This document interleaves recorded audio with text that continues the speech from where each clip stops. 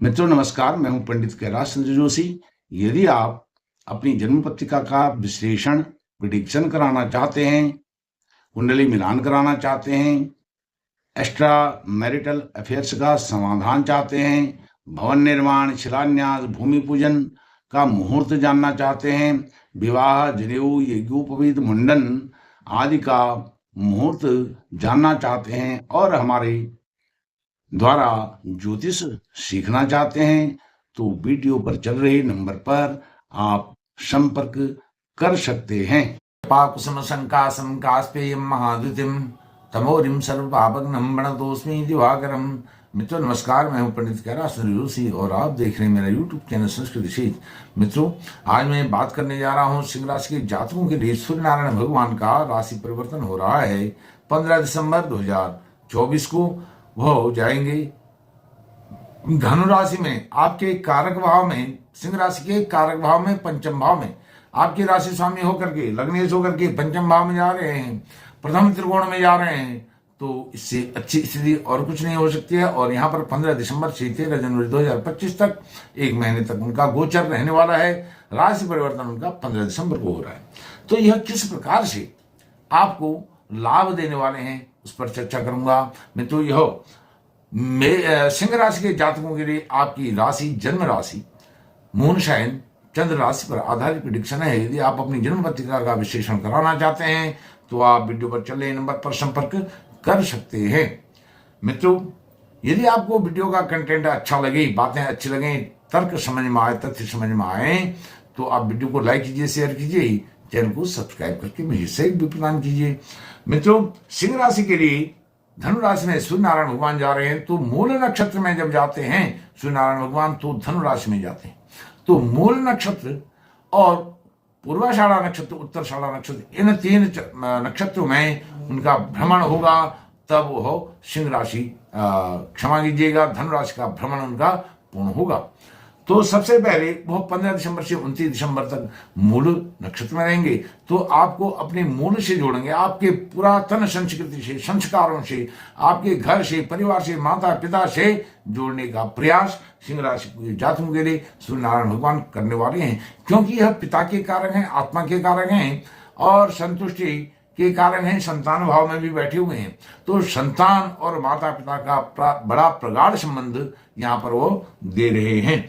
अर्थात जड़ों से जुड़ने का मतलब यह है कि आप फिर से, यदि बीच में कुछ बाधाएं आई हैं, रुकावटें आई हैं, तो आप फिर से अपने मूल जड़ों से, जहां से आपका डीएनए चला आ रहा है, वहां आपका झुकाव, आप फिर जरा पीछे मुड़ करके देखेंगे कि हाँ वास्तव में मेरा बैकग्राउंड क्या है, मेरा इतिहास क्या है, मेरी हिस्ट्री क्या है।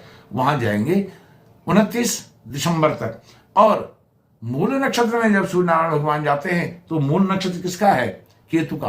तो केतु कहां विराजमान है? आपके धन भाव में विराजमान है। धन भाव में जब केतु विराजमान है, आज तक केतु ने बड़ी उथल पुथल मचाई थी धन भाव में रह करके सिंह राशि के जातकों के लिए। क्योंकि केतु के पास मन, मस्तिष्क, बुद्धि, विवेक नहीं है, स्व विवेक नहीं है, उसके पास केवल धड़ है, उसका सिर नहीं है। अब यहां पर सिर का काम उसको दे रहे हैं सूर्य नारायण भगवान। एक बात आपको इंटरेस्टिंग बताता हूं, जब केतु को किसी भी प्रकार से मंगल, सूर्य या गुरु महाराज का सानिध्य मिल जाता है, युति हो जाती है, दृष्टि पड़ जाती है केतु पर, तो केतु अलौकिक आनंद देता है, अलौकिक फल देता है, बहुत अच्छे शुभ परिणाम देता है, वारी न्याय कर देता है। उसी प्रकार का धन भाव में, क्योंकि इसमें लिखा है सूर्य गए गुरु के द्वार जीवन में बड़ी बहार, ये ऐसे ही नहीं लिखा है। बहुत रिसर्च के बाद, अध्ययन के बाद यह पंक्तियां मन मस्तिष्क में, मस्तिष्क पटल पर, मानस पटल पर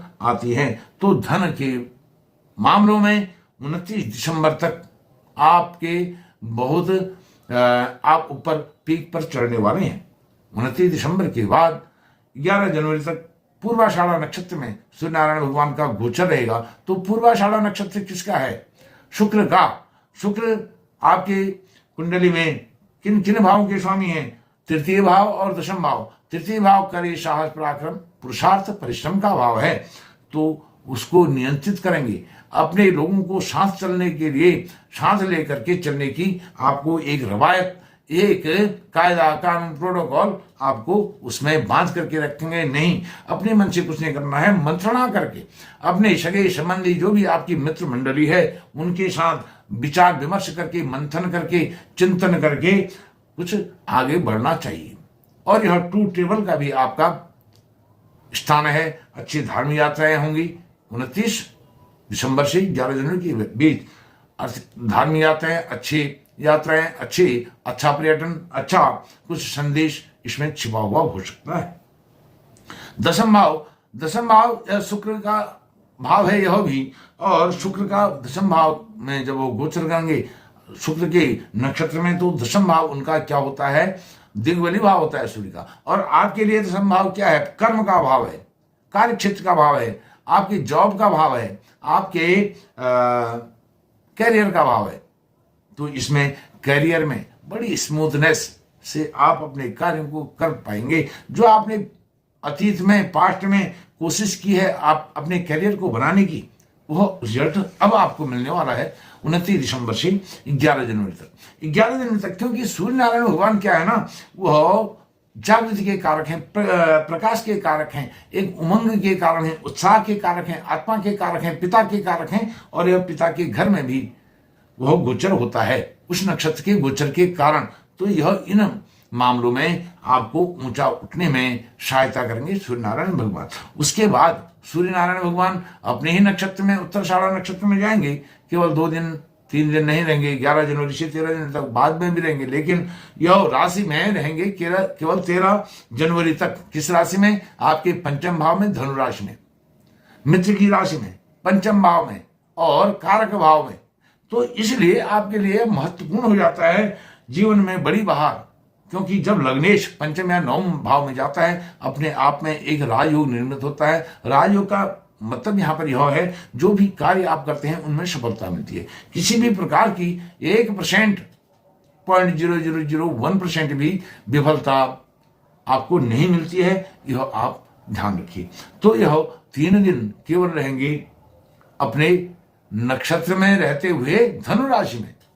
तो यह 3 दिनों में आपको वो क्या चमत्कार दिखाते हैं, आप इसको नोट करके रखिए। 11 जनवरी से 13 जनवरी तक, 14 जनवरी तक भी मान सकते हैं। तो यह आपको बहुत अच्छा लाभ देने वाला है। साथ में अब जहां वो विराजमान है पंचम भाव, आपके संतान का भाव है। यदि आप संतान वाले हैं तो संतान का सुख, संतान से सुख, संतान से अच्छा समाचार और संतान का सुख।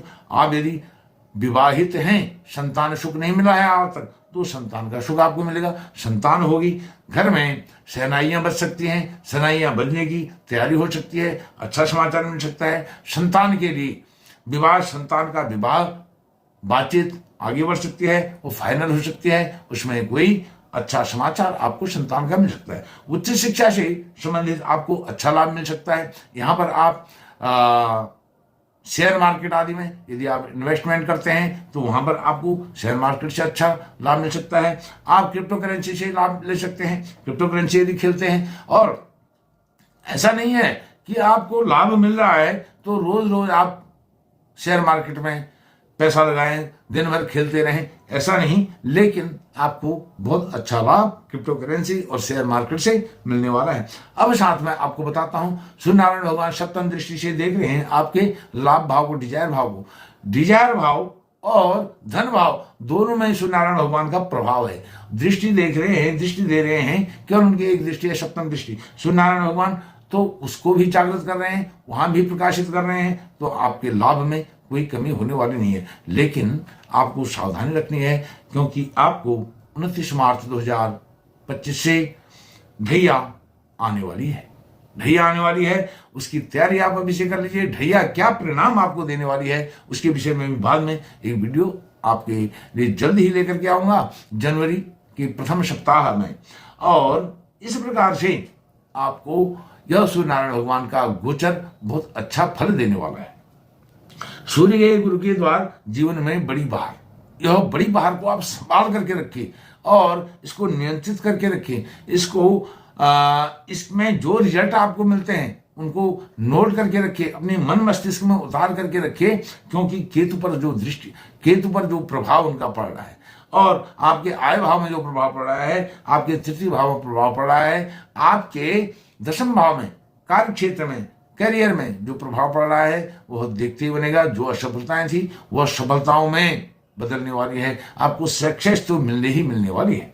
तो आपको और अच्छा फल सूर्य नारायण भगवान दें, क्योंकि मूल नक्षत्र से जुड़े हुए हैं और उत्तराषाढ़ा पूर्वाषाढ़ा नक्षत्र से जुड़े हुए हैं, तो सूर्यनारायण भगवान को रोज अर्घ्य दें, क्योंकि सूर्यनारायण भगवान के दर्शन तो इस पूस के महीने में होने वाले ही नहीं है, होते ही नहीं थे, अब आजकल होने लगे हैं थोड़ा बहुत। तो उनको सूर्यनारायण भगवान को अर्घ्य देंगे तो और अधिक प्रसन्न होंगे और अधिक आपके अंदर तेज आएगा, हो जाएगा, विद्या बुद्धि विवेक अच्छा होगा, क्योंकि आपके पंचम भाव में विराजमान है और आपके